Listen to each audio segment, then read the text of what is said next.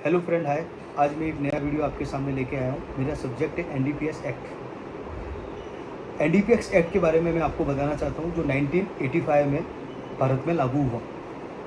लेकिन इस पे जो एनसीबी करके बनाया गया वो 1986 में बनाया गया, और ये लागू भी 1986 में हुआ।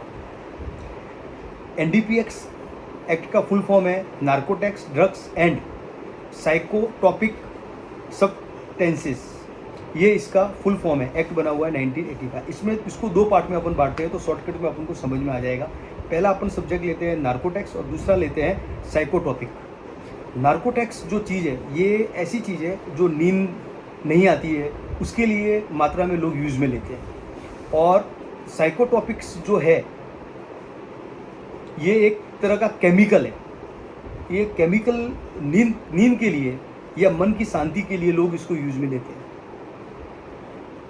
एनडीपीएस एक्ट में जो नार्कोटिक्स और साइकोट्रॉपिक है, इनको दो भाग में अपन ने बांटा है। नार्कोटिक्स जो है ये नेचुरल होता है, प्राकृतिक होता है, ये उसको नींद के लिए यूज में लिया जाता है। और साइकोट्रॉपिकल जो होता है, ये एक तरह का केमिकल है, इसको मन की शांति और नींद के लिए भी इसको भी यूज में किया जाता है। ये 1985 में भारत में ये कानून बनाया गया और 1986 में लागू किया गया। आज की तारीख में आपने सुना होगा बहुत सारे केसेस, जैसे मुंबई के अंदर, राजस्थान में कोटा, अजमेर, एमपी, बहुत सारे स्टेट में इसके बहुत सारे केस बन रहे हैं। इस केस में अरेस्ट करने के लिए एनसीबी बनाया गया है।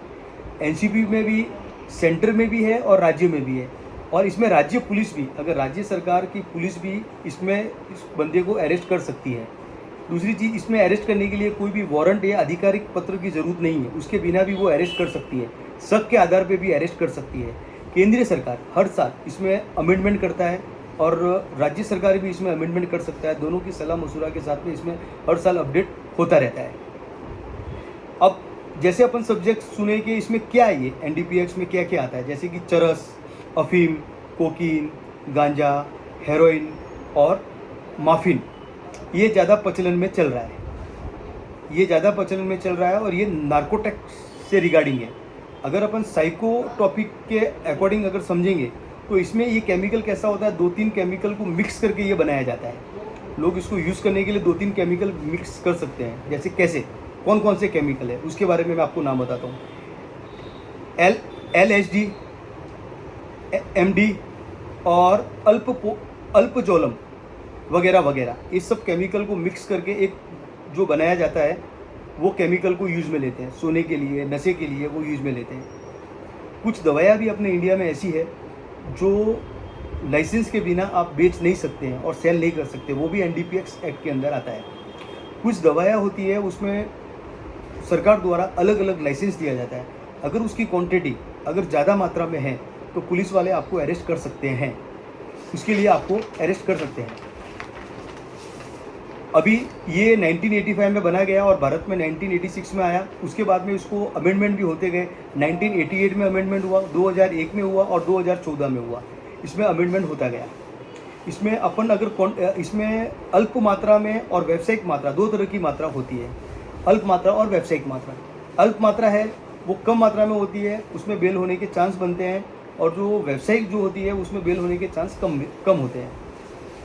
अब इसमें एनडीपीएस एक्ट की जो धारा 41 है, वो सरकार द्वारा नशीली दवा का सेवन करने वाले की पहचान, इलाज और पूर्ण निवास केंद्र की स्थापना का अधिकार दिया गया है। सेक्शन 42 के तहत जांच अधिकारी को बगैर किसी वारंट, अधिकार पत्र, तलाशी के मादक पदार्थ जब्त करने का, गिरफ्तार करने का अधिकार दिया गया है। एनडीपीएस के तहत राज्य की पुलिस भी किसी भी बंदे को अरेस्ट कर सकती है, उनको भी राइट्स दिया गया है। ये और राज्य सरकार को और केंद्रीय सरकार मिलके इसमें जो लोग तस्करी करते हैं उनको रोकने के लिए भी बहुत कुछ प्रयास किए जा रहे हैं कि इसकी तस्करी नहीं हो। अभी मैं आपको एक चीज़ बताना चाहता हूँ कि कौन सी जो मात्रा है, कौन सा जो ड्रग है, उसमें कितनी क्वांटिटी अल्प मात्रा है और कितनी क्वांटिटी व्यावसायिक मात्रा है। अब पहले मैं ड्रग का नाम लेके एक एक आपको बताता हूँ। जैसे पहला चरस 100 ग्राम तक अल्प मात्रा में आता है, और 100 ग्राम और 1 किलो से अधिक है वो व्यावसायिक मात्रा में आता है। कोकीन 2 ग्राम तक अल्प मात्रा में आता है, 100 ग्राम और उससे अधिक व्यावसायिक मात्रा में आता है।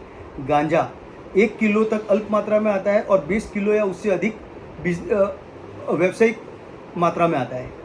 हेरोइन 5 ग्राम तक अल्प मात्रा में आता है, 250 ग्राम तक वो व्यावसायिक मात्रा में आता है। अफीम 25 ग्राम तक वो अल्प मात्रा में आता है और 2.5 किलो से अधिक व्यावसायिक मात्रा में आता है। माफिन 5 ग्राम तक अल्प मात्रा में आता है और 250 ग्राम व्यावसायिक मात्रा में आता है। कोडीन 5 ग्राम तक अल्प मात्रा में आता है और 1 किलो तक व्यावसायिक मात्रा में आता है, 1 किलो से अधिक व्यावसायिक मात्रा में आता है। MDMA आधा ग्राम तक अल्प मात्रा में आता है और 10 ग्राम या उससे अधिक व्यावसायिक मात्रा में आता है। ये जो ड्रग्स के कुछ नाम थे जो मैंने आपको बताया, कौन सा अल्प मात्रा में आता है और कौन सा व्यावसायिक मात्रा में आता है, उसके बारे में बताया। अल्प मात्रा में 1 साल की सज़ा और 10,000 तक का जुर्माना हो सकता है और कोर्ट उसमें बेल भी दे सकता है। और दूसरा जो व्यावसायिक मात्रा में आता है उसमें 10 से 20 साल की सज़ा और 2 लाख रुपया जुर्माना या दोनों भी कोर्ट दे सकता है। अभी ये बेल होना नहीं होना वो डिपेंड कोर्ट के ऊपर है और वो अंडर सेक्शन के ऊपर है कि भाई कितना क्या सेक्शन लगाया है या मैटर क्या है, उसके रिगार्डिंग कोर्ट डिसाइड करता है। मैंने नॉर्मल वे में आपको बताया कि अल्प मात्रा में बेल नॉर्मल वे में हो जाता है और व्यावसायिक मात्रा में होना बहुत मुश्किल है। ये नॉन बेलेबल ऑफेंस है, इसमें बेल नहीं होता है। ये छोटी सी चीज़ थी, मैं आपको इसके बारे में जानकारी देना चाहता था। संसद भवन में इसके लिए बार बार नए नए रूल बनाए जाते हैं, राज्य सरकार से भी सलाह मशुरा करके इसमें अपडेट किया जाता है। नई नई क्वांटिटियाँ जो होती है उसके ऊपर कम ज़्यादा अल्प मात्रा या व्यावसायिक मात्रा डिसाइड करके बनाया जाता है। ये छोटा सा वीडियो था जो मादक पदार्थ के ऊपर था, NDPS के ऊपर था, जो मैं आपको बताना चाहता था।